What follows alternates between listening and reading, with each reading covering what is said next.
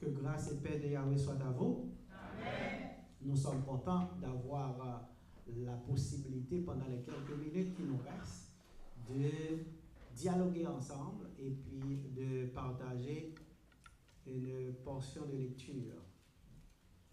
Portion d'écriture, nous avons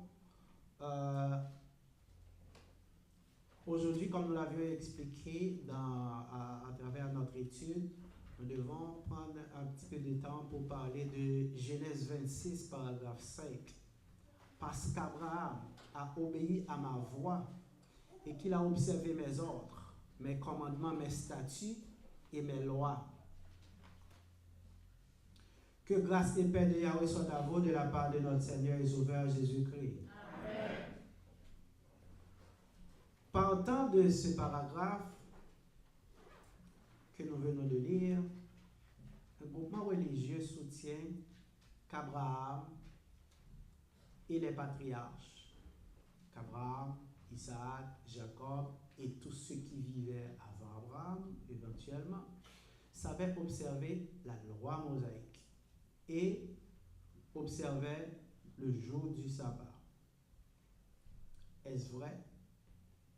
Ou bien est-ce un prétexte? Disons sans détour que ce n'est pas vrai. C'est un prétexte. Parce que il est clair que ce texte n'appuie en rien le fait que Abraham aurait observé le sabbat, aurait observé la loi mosaïque. Alors, comment expliquer le texte?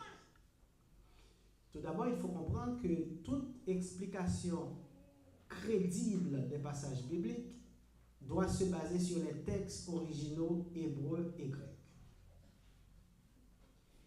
pas sur les traductions. La crédibilité d'un prédicateur, de la personne qui parle de Dieu, se mesure à sa capacité de lire les textes originaux afin de ne pas dépendre d'une traduction ou de quelqu'un d'autre. Comme dirait l'autre, Théologie 101. Parce que vous allez trouver beaucoup de traductions qui vous disent des choses, mais qui ne sont pas écrites dans l'original. Chaque traducteur va traduire suivant ses sentiments, sa croyance, etc. Parce que les traductions ne sont pas inspirées. C'est l'original qui est inspiré, la langue que Dieu a utilisée. Donc vous devez être en mesure de comprendre cette langue.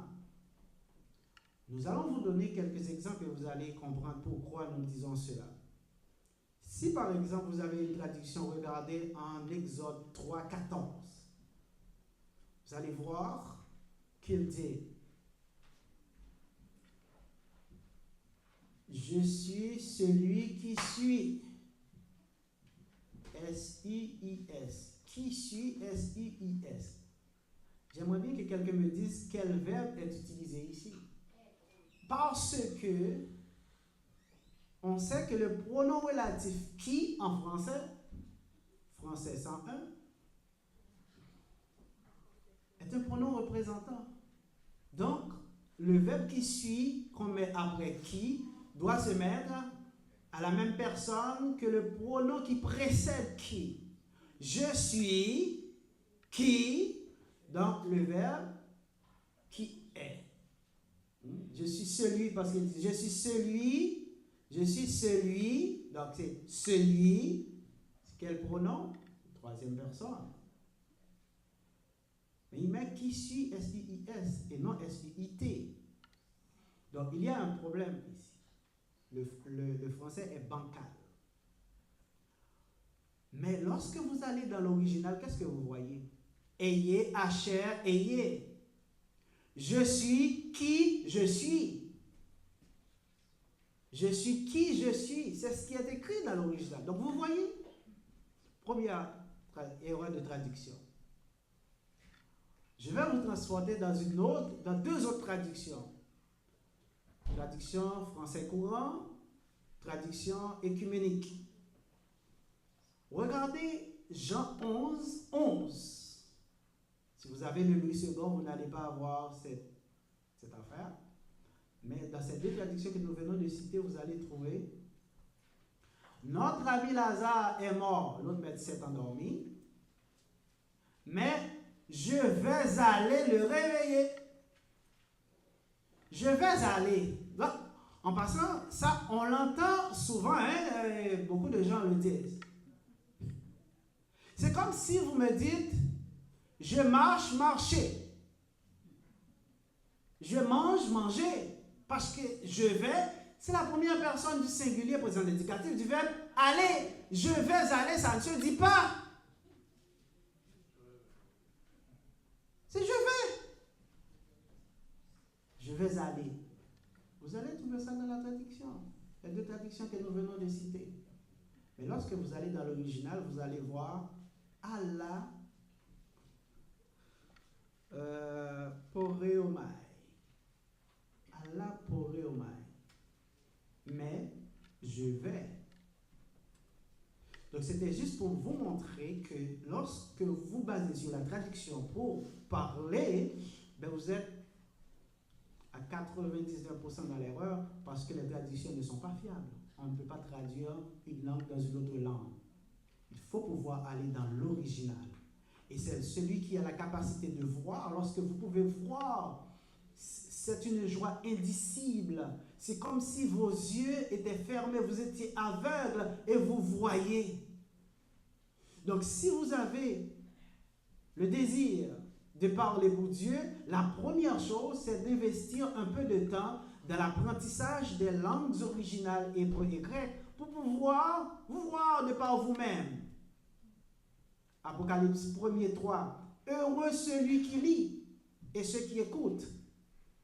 Donc celui qui lit, des fois dans certaines traductions on met où des gens disent à haute voix, c'est pas ça, parce qu'on a anaginoskon, ro anaginoskon, c'est-à-dire le lecteur, celui qui a la capacité de lire dans la langue que Dieu a utilisée pour transmettre le message. Donc vous ne devez pas dépendre d'une traduction ni dépendre de quelqu'un pour vous dire ce que vous devez dire. Vous devez pouvoir lire tout seul et être illuminé par le Saint-Esprit.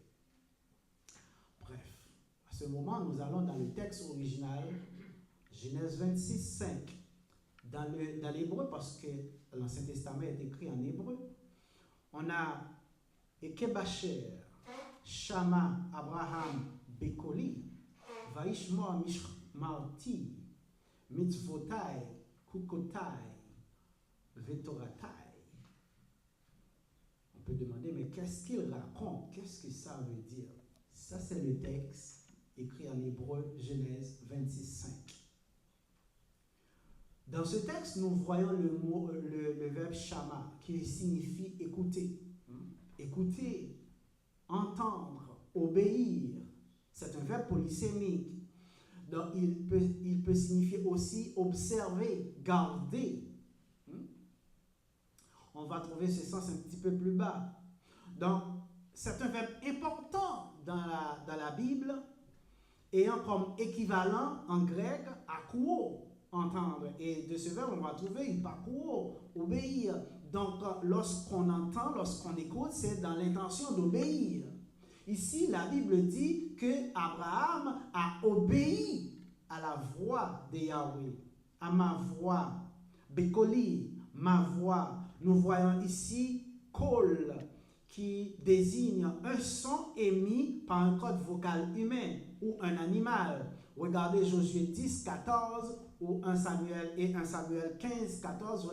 Vous allez voir que le mot est utilisé pour le bêlement des animaux et aussi pour le cri poussé par un animal et pour la voix qui vient d'un homme. Donc, on peut aussi traduire voix et col par parole, c'est-à-dire ce qui sort de la bouche, la parole prononcée, ce qui sort de la bouche. Donc, Yahweh parlait à Abraham de vive voix. Donc, Abraham entendait la voix de Yahweh, parce que Yahweh était l'ami d'Abraham. En En fait, Abraham était l'ami de Dieu également parce que deux amis se parlent, hein, communiquent. Ils communiquent entre eux, deux personnes qui sont amies. Et nous voyons également Mishmarti, ici, mes ordonnances. On trouve ici le vocable mishmeret en hébreu qui se réfère à une obligation. Dans le contexte de Genèse 26:5 où nous sommes, on peut le traduire par celui qui garde, celui qui observe. C'est sans doute pour cette raison, si par exemple vous regardez la traduction d'André Chouraki, vous allez voir qu'il traduit Vaishma Mishmarati par il garde ma garde. Donc vous n'allez pas comprendre, il garde ma garde. Qu'est-ce que ça veut dire? Eh bien, c'est parce que Mishmeret est de la famille de Mishmar, qui signifie garde, gardien. Donc un bon gardien, hein, comme un bon soldat, doit obéir aux ordres. Donc Abraham a obéi aux ordres de Yahweh. C'est ce qui est à la base de l'amour que Yahweh a témoigné à Abraham. Parce que Abraham était obéissant. Abraham faisait ce que Dieu demandait. Peu importe ce que Dieu exigeait d'Abraham, Abraham était tout oui. Il ne discutait pas. Yahweh lui a demandé d'offrir son fils Isaac en sacrifice. Il a obéi. Il a amené Isaac au lieu où Yahweh avait indiqué. Il l'a ligoté et il allait l'égorger parce que Yahweh lui avait demandé. Mais Yahweh l'en a empêché parce que Yahweh voulait voir l'étendue de son amour pour lui. Et Abraham est devenu l'ami de Dieu. C'est pourquoi Yahweh a dit, parce qu'Abraham a obéi à ma voix. Abraham a obéi à ma parole. Abraham a laissé son pays selon ce que Dieu avait demandé pour se rendre dans un pays étranger où il ne connaissait personne. Il a été envoyé sur une montagne pour adorer Dieu. Il a marché pendant 3 jours, alors qu'il y avait des montagnes là où il se trouvait. Mais Yahweh avait indiqué un lieu. Il a obéi. Donc, Abraham a obéi à la voix, à la parole de Yahweh. Donc, Abraham était fiable. Il gardait les préceptes de Dieu. Dieu pouvait compter sur sa fiabilité. Est-ce que Dieu peut en dire autant de vous? Est-ce que Dieu peut compter sur votre fiabilité? Est-ce que votre fidélité envers Dieu est quelque chose qui peut être effacé par la première difficulté qui arrive? Parce que souvent, nous autres, qu'est-ce qui arrive? On est fidèle, on aime Dieu, mais tout autant qu'il n'y a pas quelque chose qui ne nous plaît pas. On reste là jusqu'à ce qu'il y ait quelque chose qui nous pousse dehors. Mais Abraham était à toute épreuve. Il endurait tout et il obéissait à Yahweh. Le serviteur doit obéir à son maître. Et Yahweh est notre maître, est notre Seigneur. Nous lui devons obéissance.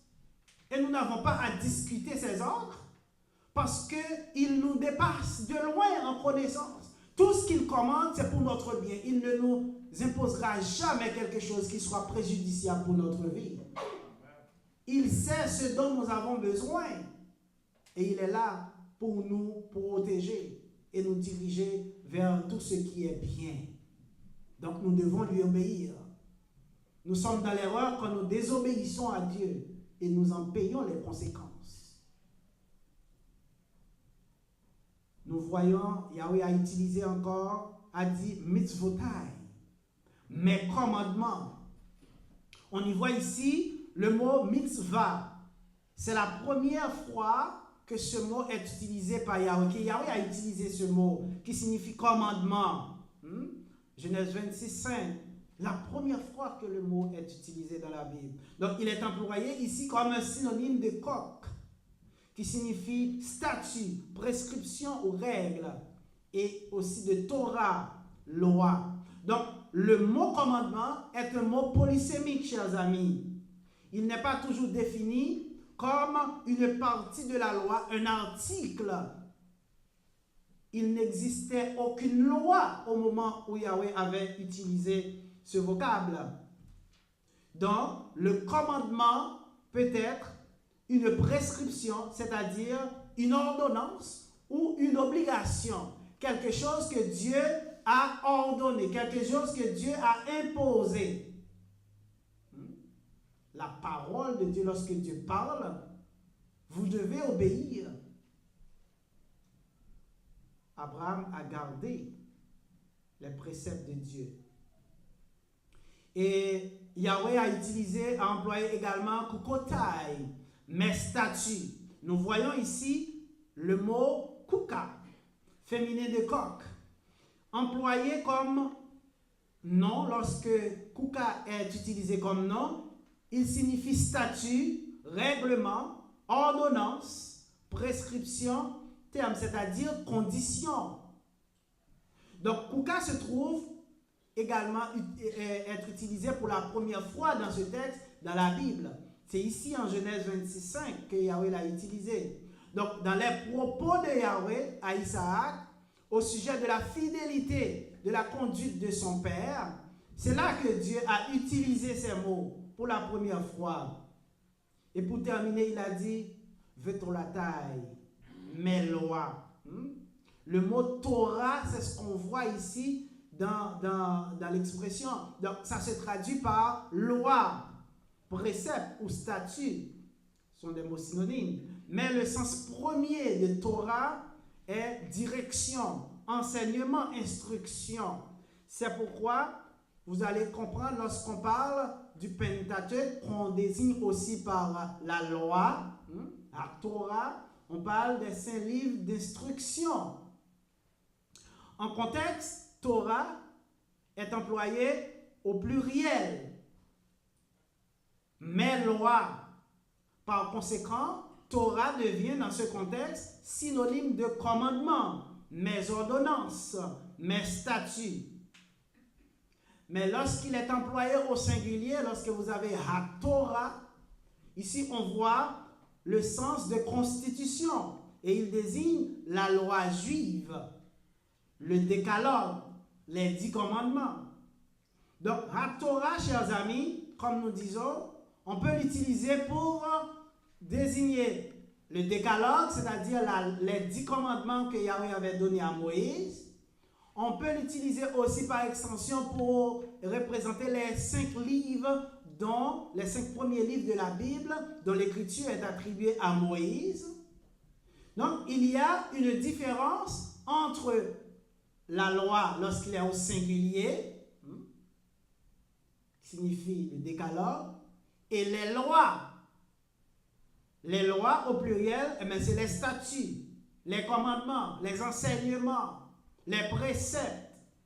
Donc Abraham n'observait pas la loi mosaïque, mais il est bien dit mes lois, parce que il était impossible qu'Abraham observe la loi, puisque la loi n'était même pas encore donnée. La loi allait être donnée des centaines d'années après Abraham. Et c'est son descendant, Moïse, qui allait recevoir la loi de la main de Yahweh. Donc, chers amis, Abraham a obéi à la voix de Yahweh en gardant ses ordonnances, ses préceptes, ses statuts, c'est-à-dire ses enseignements. L'utilisation simultanée de ces 3 mots, à savoir mitzvah, commandement, kuka, statut, et Torah, loi, eh bien, l'utilisation simultanée de ces mots a pour but de désigner l'ensemble des prescriptions divines, l'ensemble de tout ce que Dieu a prescrit à Abraham. Parce que vous savez, depuis son pays, à Charan, Yahweh a parlé à Abraham. Abraham a obéi. Donc c'est tout ce que Yahweh avait prescrit à Abraham. Dès le début jusqu'à la fin, Abraham les a gardés. Mais c'est ce qui représente, c'est ce qui englobe mitzvah, kuka et Torah. Donc lorsque vous voyez dans les textes que ces mots sont employés ensemble, donc comprenez bien que Yahweh veut faire ressortir l'entièreté, l'ensemble des prescriptions divines. Mais comment la voix de Yahweh se faisait-il entendre? Se faisait-elle entendre dans l'Ancien Testament? Comment Abraham a entendu la voix de Yahweh? Eh bien, comme nous l'avions mentionné, déjà, mais d'abord, la voix de Yahweh se faisait entendre de deux façons. Directement et indirectement. Directement, c'est la manière que Yahweh a utilisée avec Abraham. Yahweh a parlé à Abraham comme deux amis se parlent. Yahweh a communiqué à Abraham. Yahweh s'est présenté à Abraham. Yahweh a pris la forme de trois hommes pour se présenter à Abraham. Yahweh n'a pas de forme propre. Mais Yahweh peut prendre la forme qu'il désire. Yahweh n'a pas de limite dans sa toute-puissance.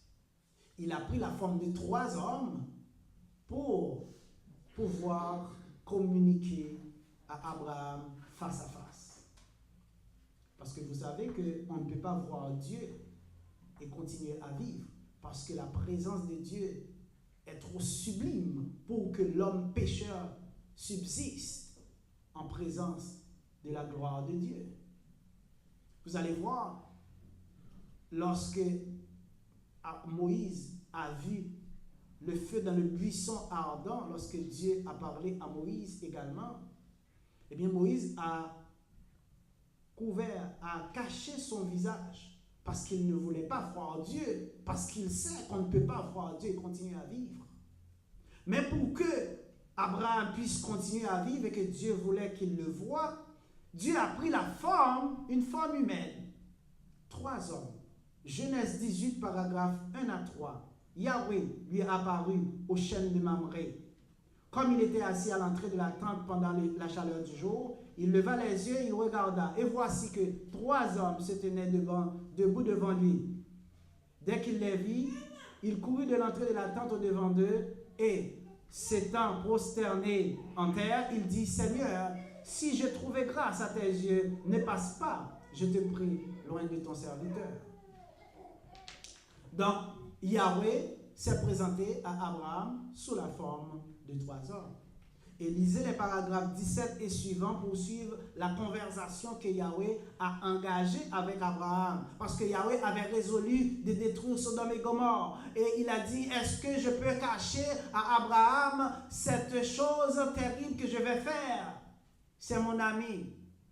Il faut qu'il soit au courant. Et Yahweh a informé Abraham. Abraham a intercédé en faveur de Sodome et Gomorrhe parce qu'Abraham avait son neveu Lot qui habitait à Sodome. Il a demandé à Yahweh, si tu trouves des gens justes dans la ville, est-ce que vous allez détruire la ville? Yahweh a dit non. Mais on ne pouvait trouver, à part Lot, aucune autre personne qui pratiquait la justice. Tout le monde dans cette ville était corrompu. Tout le monde était versé dans l'immoralité, dans l'homosexualité, dans tout ce qui était répréhensible devant Dieu. Et Dieu a décidé de sévir contre cette ville. Et malgré tout, le monde n'a pas appris la leçon. Et on retombe dans les mêmes choses qui ont poussé Dieu à détruire Sodome et Gomorrhe. Mais nous qui sommes croyants, nous devons nous garder de ces choses parce que Yahweh réserve un jour où il va juger le monde. Et ce jour-là, le jugement sera terrible. Arrangez-vous pour être du côté de ceux qui ont un avocat pour les défendre. Il n'y en a qu'un seul qui puisse se tenir debout ce jour-là, c'est Jésus-Christ. Et c'est celui que vous devez accepter, que vous devez suivre, pour vous aider à vous soustraire à ce jugement final qui aura au dernier jour. Chers amis, comprenez bien que Yahweh, il parlait de plusieurs manières. Il a parlé directement à Abraham, mais il parlait aussi de manière indirecte. Indirectement, Yahweh faisait entendre sa voix par le biais de ses porte-paroles, qu'on appelait les prophètes. Les prophètes parlaient pour Dieu. Et dans la signification même du mot prophète, si vous le prenez par exemple en grec, pro, famille, pro, avant, et parler, c'est quelqu'un qui parle d'avance pour Dieu, qui annonce ce que Dieu lui donne à dire.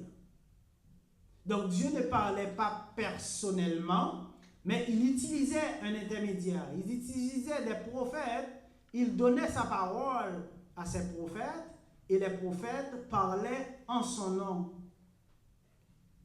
Mais certains prophètes, faux prophètes, s'amusaient aussi à dire ce qu'ils voulaient en faisant croire que ce qu'ils disaient venait de Dieu.